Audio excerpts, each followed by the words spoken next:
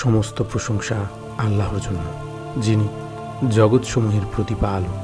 আজ আমরা শুনব সেই কাহিনী যেখান থেকে শুরু মানবজাতির ইতিহাস, যেখানে আমরা জানতে পারব আমরা কারা, কোথা থেকে এসেছি আর আমাদের জীবনের উদ্দেশ্য কী।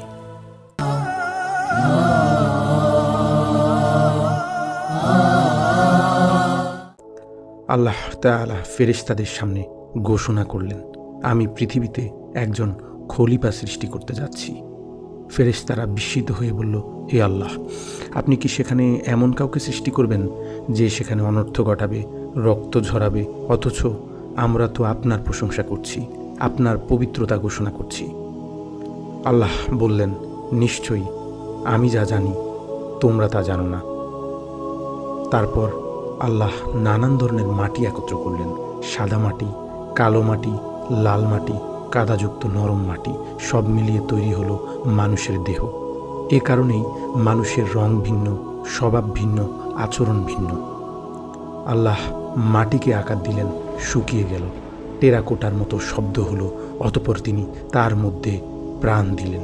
এভাবেই সৃষ্টি হলো প্রথম মানুষ, হযরত আদম আলাইহিসসালাম।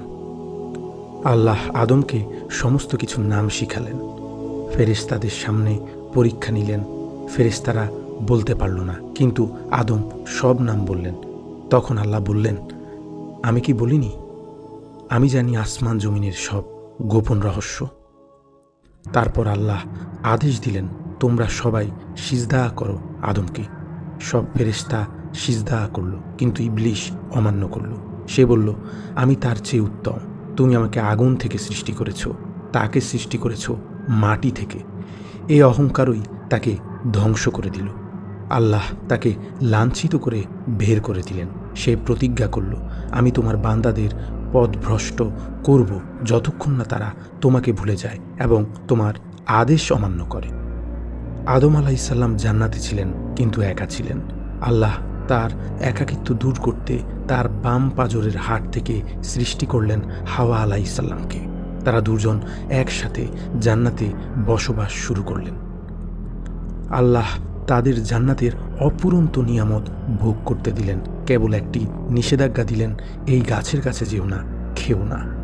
কিন্তু শয়তান, সে মানুষের প্রকাশ্য শত্রু।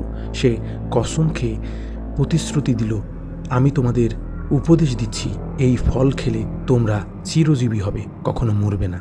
অবশেষে আদম ও হাওয়া ভুল করে ফেলল, তারা নিষিদ্ধ ফল খেলেন। ইহাই ছিল মানুষের সংগঠিত প্রথম পাপ। ফলস্বরূপ তাদেরকে জান্নাত থেকে পৃথিবীতে পাঠানো হলো। আদম আলাইহিসসালাম অবতরণ করলেন সিংহলে, যা বর্তমান শ্রীলঙ্কা অঞ্চলে অবস্থিত, আর হাওয়া আলাইহিসসালাম অবতরণ করলেন হিজাজে, যা বর্তমান আরব ভূমিতে অবস্থিত। দীর্ঘ সময় পর তারা মিলিত হলেন আরাফাতের ময়দানে। আজও হাজিরা হজের সময় সেই ময়দানে দাঁড়ান। আদম ও হাওয়া অনবরত কাঁদতে থাকলেন। দিনের পর দিন, বছরের পর বছর তারা আল্লাহর কাছে দোয়া করতে থাকলেন, রাব্বানা জালামনা আনফুসানা ওয়া ইল্লাম তাগফির লানা ওয়া তারহামনা লানাকুনান্না মিনাল খাসিরিন। হে আল্লাহ, আমরা নিজেদের উপর জুলুম করেছি, তুমি যদি ক্ষমা না করো আমরা ধ্বংসপ্রাপ্তদের অন্তর্ভুক্ত হব। অবশেষে আল্লাহ তাদের তওবা কবুল করলেন। তিনি বললেন, আমি তোমাদের ক্ষমা করলাম, কিন্তু পৃথিবীতে পরীক্ষা চলবে। আল্লাহ তাদের কাবা নির্মাণের আদেশ দিলেন। আদম আলাইহিসসালাম কাবা নির্মাণ করলেন এবং প্রথমবার তাওয়াফ করলেন। এটাই হলো পৃথিবীর প্রথম ইবাদতের ঘর। আদম ও হাওয়ার কত সন্তান ছিল তা নিয়ে ধর্মীয় বর্ণনায় ভিন্নতা দেখা যায়। ইমাম আবু জাফর মুহাম্মদ ইবনে জারির রহমতুল্লাহ আলাইয়ের মতে তাদের মোট 40 জন সন্তান ছিল, যারা 20 বার গর্ভধারণ করে জোড়ায় জোড়ায় জন্ম নিয়েছিল, যেখানে প্রতিবার একটি ছেলে ও একটি মেয়ে হতো। তবে কোরআন ও হাদিসের সুনির্দিষ্ট কোনো তথ্য পাওয়া যায় না, এবং এই সংখ্যাটি ঐতিহাসিক বর্ণনার উপর ভিত্তি করে, যেখান থেকে পৃথিবীর মানবজাতি ছড়িয়ে পড়ল। তবে তাদের সন্তানদের মধ্যেও পরীক্ষা শুরু হলো। কাবিল ও হাবিলের ঘটনা তারই প্রমাণ।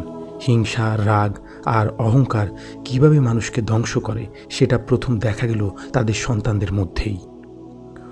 হযরত আদম আলাইহিসসালামের জীবনী আমাদের শেখায়, মানুষ ভুল করবেই, কিন্তু ভুলের পরই আসল পরীক্ষা, সে কি শয়তানের পথে যাবে নাকি আল্লাহর কাছে ফিরে আসবে। আল্লাহ গাফুরুর রহিম, তিনি ক্ষমাশীল। কান্না জড়িত তওবা কখনো ব্যর্থ হয় না। পৃথিবী জান্নাত নয়, এটি পরীক্ষা। এখানে আমরা সাময়িক অতিথি। প্রথম মানুষ, প্রথম নবী হজরত আদম আলাইহিসসালাম, তার জীবনী হলো মানবতার শুরু, আর তার কাহিনী আমাদের জন্য শিক্ষা। যেমন শয়তান ধোঁকা দিয়েছিল আদমকে, তেমনই সে আজও চেষ্টা করছে আমাদের ধোঁকা দিতে। তবে যারা আল্লাহকে স্মরণ করে, তার কাছে তওবা করে ফিরে আসে, আল্লাহ অবশ্যই তাদের ক্ষমা করেন। সুবহানা রব্বিকা রব্বিল ইজ্জাতি আম্মা ইয়াসিফুন ওয়া সালামুন আলাল মুরসালিন ওয়ালহামদুলিল্লাহি রব্বিল আলামিন।